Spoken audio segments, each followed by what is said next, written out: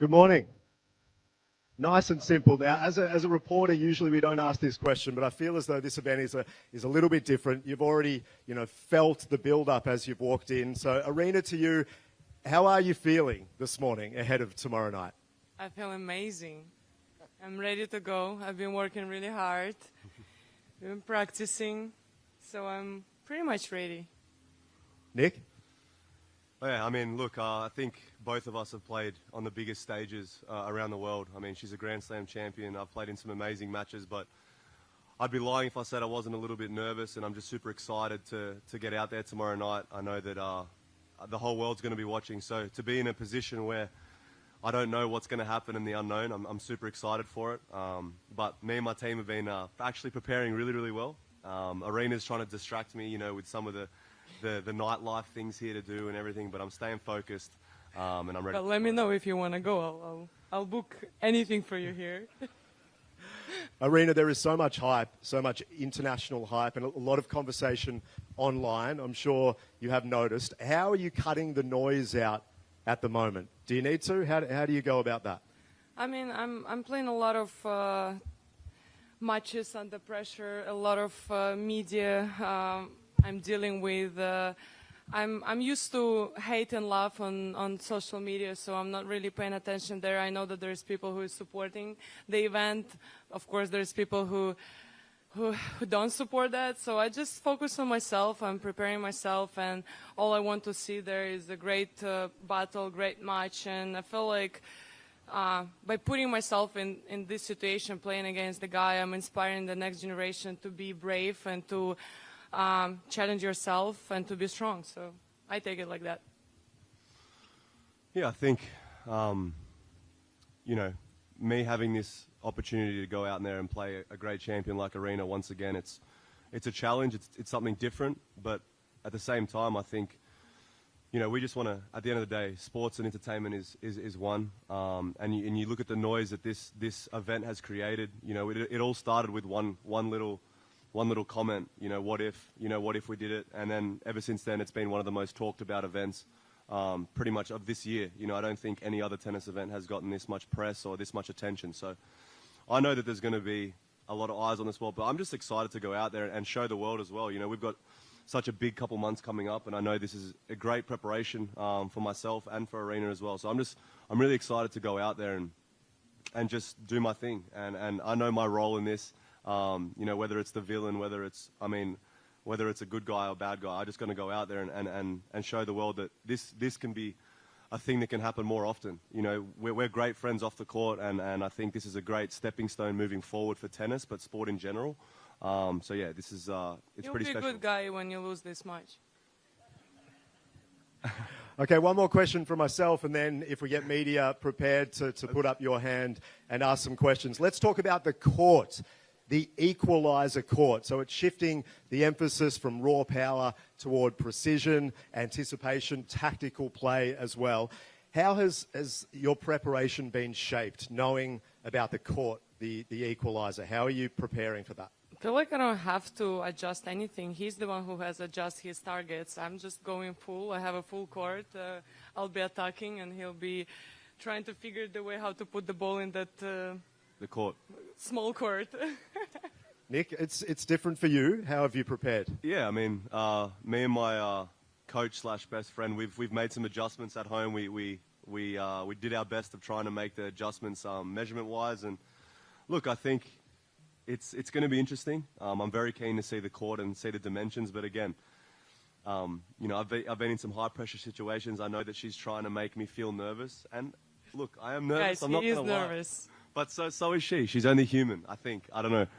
But yeah, the equalizer court's amazing. I think it's a great initiative. But the one serve is, I think that benefits me. I think my serve is definitely my strength. By the way, very gentleman move by taking away one of my serves. Here we go. I feel like I Would you want to answer my question? yeah, sure. No.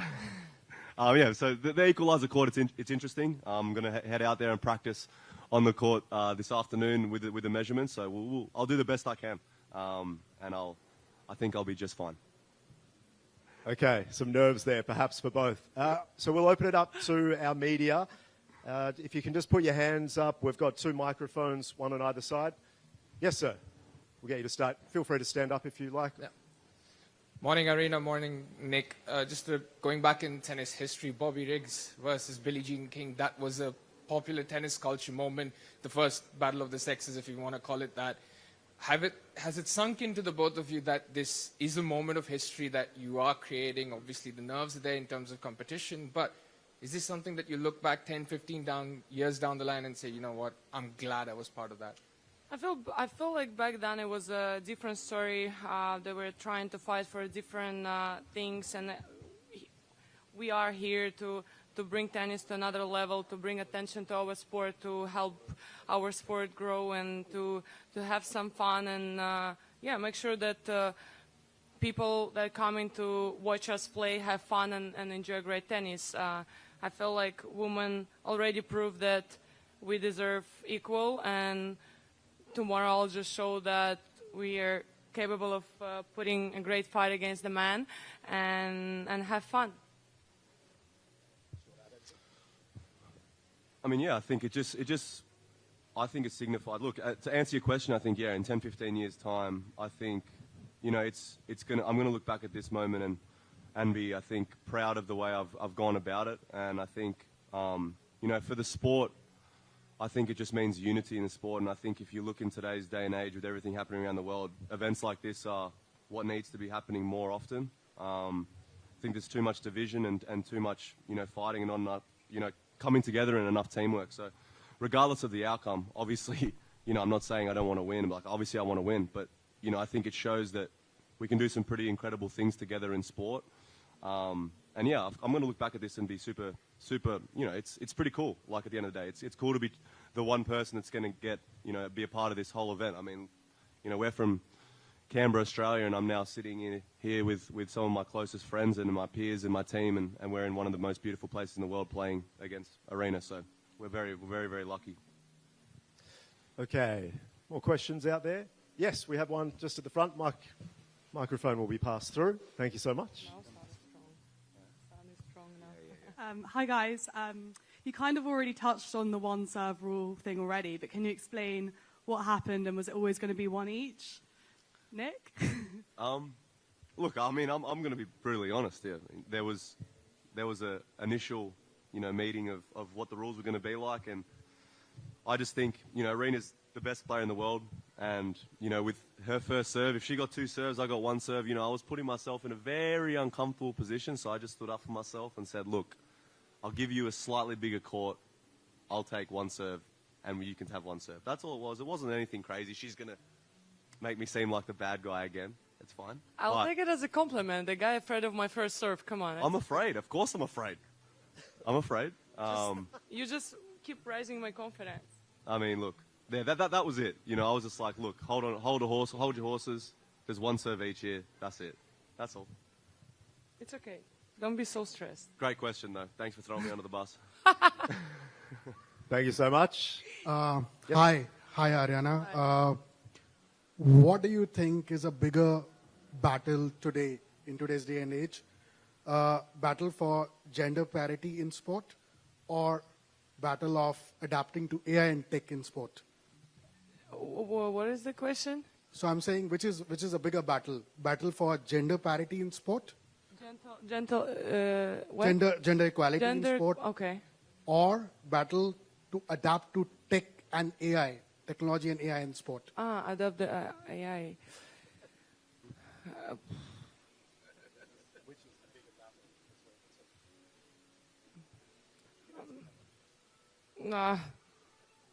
I have no answer to this question, to be honest. Yeah. Sorry. Did you want one more question just to follow up with that? Yes. Hi, good morning. This question is for both of you. Do you think artificial intelligence can replace coaches in the near future? I mean, I think why we watch sport is for the unknown. I think we watch it for the personalities. I think that's why sport's played and not played on paper. I think artificial intelligence will never be able to create something like this, in my opinion. Like, I don't even know what I'm thinking half the time. So, you know, whether I'm gonna go out there and there's a reason why there's going to be a sold-out crowd tomorrow, and people are going to come watch. And I think that's the beauty of sport. I think you can't really, AI can't really take over that part of the unknown in sport and the different personalities and what we're thinking under pressure and how we're going to play. How can artificial intelligence recreate a tweener or the way she hits her forehand under pressure? I don't see that ever really taking over. I mean, coaches, I'm sure there'll be something similar. Maybe if we're talking about statistics, then it would be really helpful. Yeah. But like, replace the players or bring it in, I don't know, in the computer. Not gonna change. Not gonna be the same thing to watch. The same. It's just not the same. I don't know. Yeah. Thank you for the question. Yes. Hello, this is Night from the Boys Sport Channel. Since today we have a battle between a man and a woman for Sabalenka, what's your message for women in general today? I think my message, and I'm trying to be a good example of being brave, being strong, and just fight for our rights. That's it. Thank you. For those who's trying to pursue like a career, for women who's trying to pursue a career in the tennis field, that would be the same advice? Yes, just stay strong, believe in yourself, and go for it. Thank you. Thank you so much. Yes, question, the back right. Good morning to you both. A question for the both of you. Tennis has often been described as the king of racket sports. And certainly in the last few years, we've seen a lot of new entries with paddle, which is taking off, and of course pickleball. How do you feel this event is going to be a good advert for the game of tennis? And how do you feel it might inspire the younger generations to pick up a tennis racket as opposed to one of the other rackets? Yeah, I think tennis has a unique aspect of it. I mean, you look at the US Open and what they've done with the mixed doubles there, and see how much excitement and hype that created. You know, I think tennis is one of the only sports in the world where you can have your favorite female athlete play with your favorite male athlete for an amazing amount of, you know, whatever it is, prize money and actually be very fun to watch. So I think that we've actually undercapitalized on using some of the greatest female players in the world versus some of the greatest men's players in the world. But again, like, I think tennis could have gone a bit differently with, you know, kind of taking like paddle and pickle under their wing. And now obviously we've seen how those sports have grown and almost rival tennis now. So yeah, I think moving forward, it shows that someone like Aryna, in her journey from, you know, shows the heights that she can reach. And every you know, I've seen little girls come up to her and basically dress like her. And I've seen, you know, obviously we've gone to New York together, and I've seen how much she affects the youth. And now I haven't always been the greatest role model, but now I've seen, you know, if people that are watching this, they can once, you know, draw inspiration from that and somehow get to this position as well. So I think it's only positive. I think there's always going to be negativity from anything that we do in life, from anyone. But I feel like for kids it's important to have fun, and when they see that the sport can be fun and entertaining and big and everything, I think kids will fall in love and they would love to start doing that. So I think by just doing these fun events, bringing attention, bringing people, kids to watch it, it's just going to inspire them to go and pick up the racket and do the same. Yes, hand up straight through there. Hi, good morning to both of you. I play tennis as well, and I was just wondering, in general, when you're really nervous about a match, what do you do to just not let it affect you and just keep playing? You're going to have to ask Sabalenka about that one. I'm not nervous at all. Well, I think you have to understand that everyone is nervous, and that's normal. That's part of the game, and everyone is dealing with the same stress, emotions, expectations, and all of that. And I think the only thing that you can control is yourself and what you do. And if you do a great preparation, if you focus on developing your game, and that's it. That's all what is under your control, and that's what you have to be focused on. Good morning, everyone. My name is Obaid. Good morning, Aryna. Good morning, champ. Aryna, you're spending more than 60 weeks in 2025, ranking #1. Such an amazing motivation message for the young generation. Congratulations for that. Thank you. My question about the motivation. How does motivation of playing here in Dubai compare to the energy that you feel when you play in Grand Slam tournaments? Thank you. I mean, I love playing in Dubai, and I like the crowd, and I feel like that this event got a lot of attention, and everyone is exciting, and I'm motivated to go and to bring my best tennis, make sure that everyone who's coming to watch us play, they enjoy. That's my motivation, and I'll feel the energy from the crowd, and it's going to be similar feelings that I'm facing when I'm on the biggest stages around the world. So that's my motivation, to make sure that people are having fun and enjoying watching us play. Yes. I'm going to ask the most basic question. Who's going to win? Me. Oh, great. Okay, Nick, you're not even got a look in, basically. Sorry? You're out. You're not winning. I mean, look, I've seen some pretty scary opponents in my time. But yeah, look, I'm well equipped, and I know that Aryna's got some serious weapons at her disposal, but I've come here prepared, and I'm ready. I'm very, very I'll send you a couple of places. I've had a very good week. Week? Hey. I had the months of No, but like, obviously I've had a preparation. great couple of months, but like, you know, if you know me and know, you know, how unpredictable I am, I'm as well prepared as I possibly could be. Unless tonight I'm happy changes to it. be that person who is like pushing you to work, to do things, and Exactly. to come back. No, I think, look, I'm not going to sit here and tell you that I'm going to lose. So obviously, yeah, I feel like I'm going to win, and I know her mindset. She's a Grand Slam champion, so I understand that she truly believes that she can win. So I'm going to go out there and I'm going to lose and win.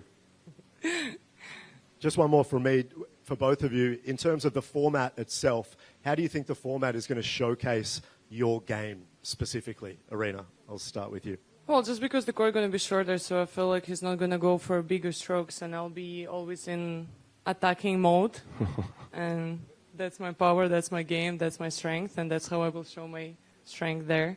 And I also got a good touch, so, and I have a bigger target to do a fun thing, so. Yeah, I think, look, having one serve is going to be interesting for both of us. I think our first serves are both our strengths and our weapons, so it's going to be a bit of an adjustment out there. You know, obviously with the crowd, it's easy to kind of speak about it now, like, oh, you're just going to roll it in, but when there's however many people watching and the pressure starts, I think the one serve for both of us is going to be very interesting, and we're both going to have to adjust to that. And yeah, I know that I'm going to have to run. Like, I'm going to have to move.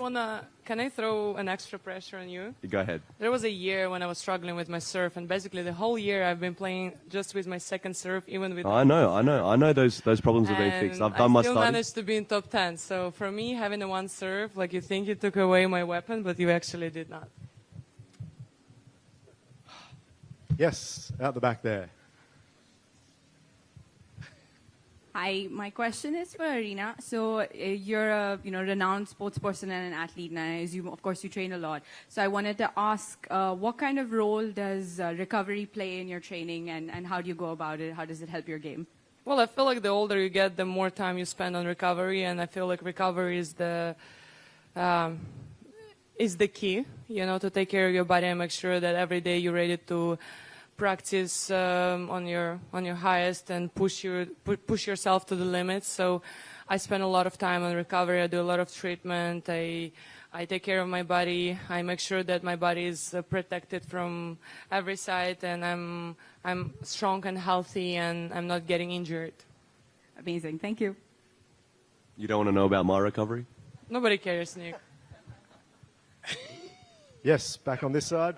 Got about 5 or so minutes to go with questions. Nick, my question is towards you. Obviously, on an ATP Tour level, on a Grand Slam level, you've brought some of the craziest, one of the best exhibition shots, something that's unique, players might not have seen before, the fans like. This one, obviously, the format being a little different, the court size being a little different as well. Is there something that you're still going to bring unexpected, something that we got to watch out for? And Sabalenka, this could be a challenge for you as well.